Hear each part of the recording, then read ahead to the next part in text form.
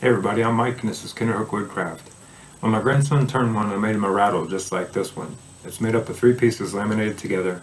The centerpiece has holes in it to act as internal chambers, and I've put letter beads in there, one for each of the initials in his name. I'll start by making a template. Using 1/4-inch graph paper, I made a square 2.5 by 2.5 inches.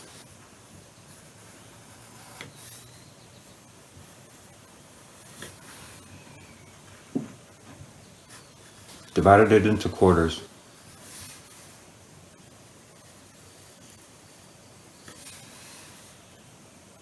And found the center in one of the upper squares.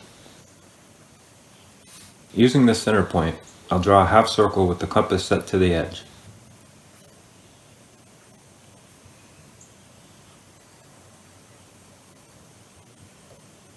I don't want such a deep valley at the center, so I'll move that point up a bit.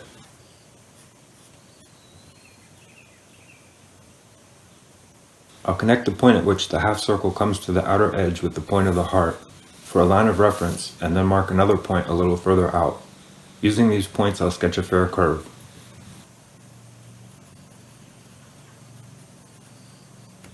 Next, I'll cut out the square,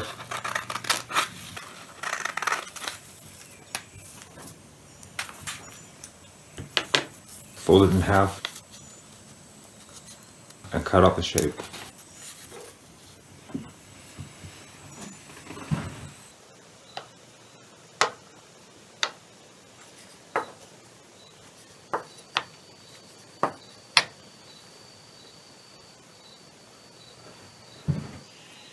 I marked center lines all around everything and rotated the center piece 90 degrees so the grain runs perpendicular to the outside pieces.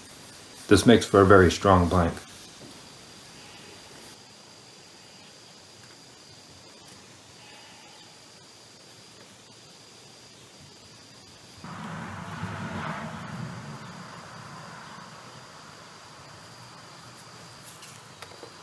I used coins to lay out the holes and a coping saw to cut out the chambers.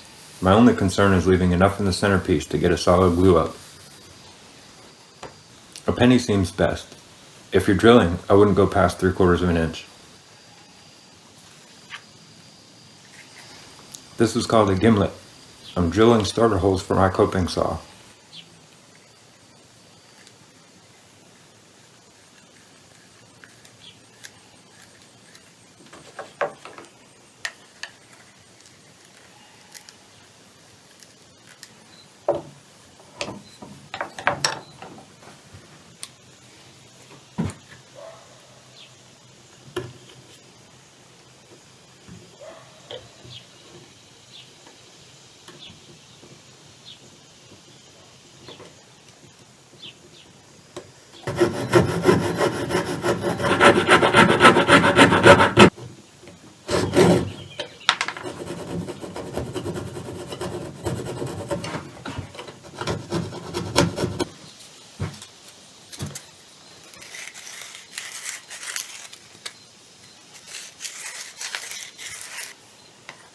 Center lines everywhere help with alignment.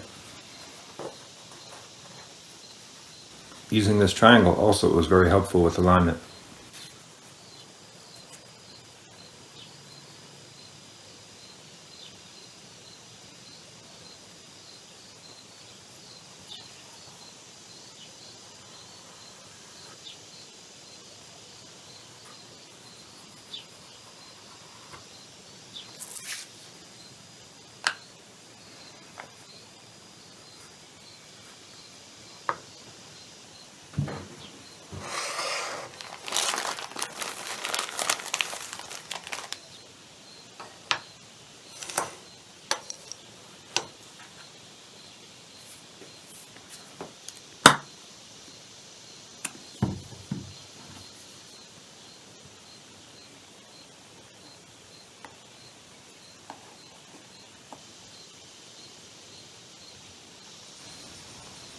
I'm trying to keep the glue to a minimum for a couple of reasons. Gluing more than 2 pieces can get tricky.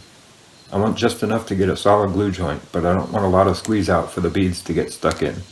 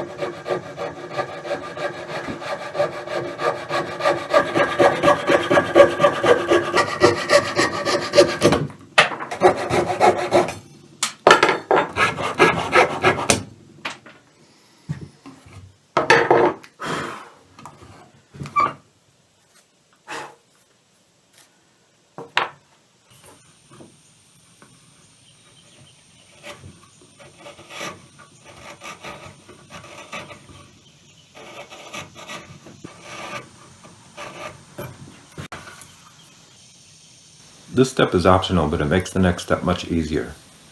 I'm going to cut a chamfer all the way around both edges, following these lines with my clipping saw.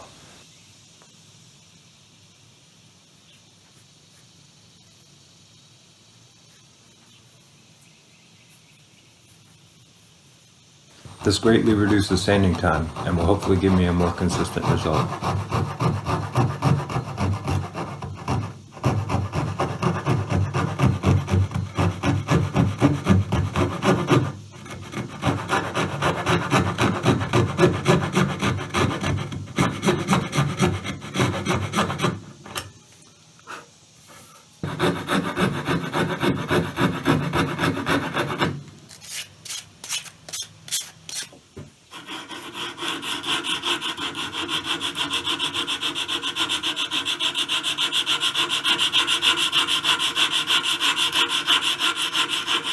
This piece is hard to work with in the vise, so for some of it I'll put the bow in the vise instead, and for some of it I'll just hold them both.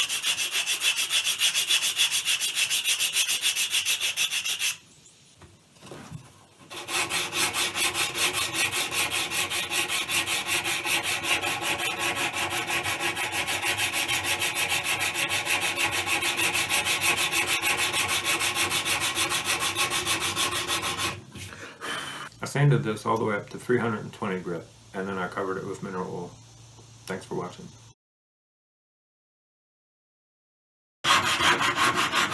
Now you're going to see what a blowout looks like. I tried to put it back together, but it was too loose.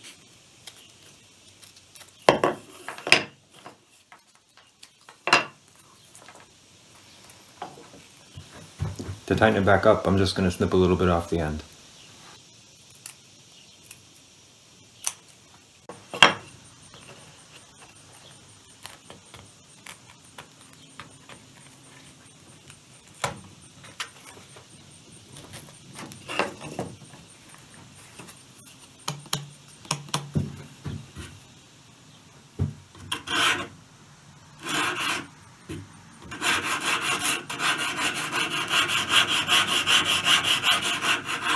The most common problem is it's going to be a little loose. Most of the time you can just apply a little finger pressure and you're good to go. If that doesn't work, you can trim a little bit off the end and keep doing that until it's tight again. Another solution is to offset the kerfs in the keys. You can see as I've done there.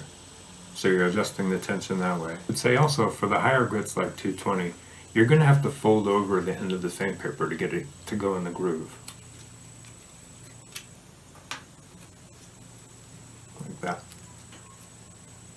And while I'm showing you this is the second bow that I made. The distance between the notches is 7 5/8 inches, and this one works best with 220 grit, and it takes into account the fact that it has to be folded over on the end.